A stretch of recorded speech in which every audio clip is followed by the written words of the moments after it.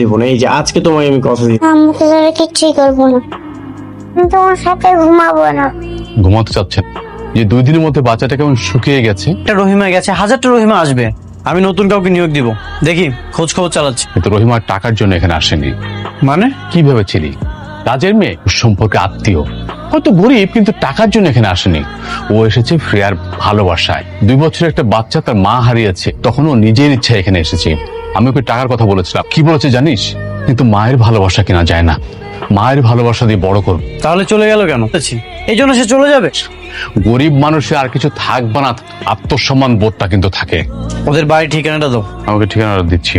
কি মামুনি আসবে? হ্যাঁ, মামুনি আসবে। আচ্ছা আচ্ছা, কতটা খুশি হয়েছো? ঘুমাতে যাই। কেউ আছেন? তুমি জাভেদ ভাইয়ের ছেলে? আসো আসো বসো, আমি ডাক্তার। দেখে স্যার আপনি খান খান, আমি চেয়ার আনতেছি। স্যার বল। এসবের কি দরকার ছিল?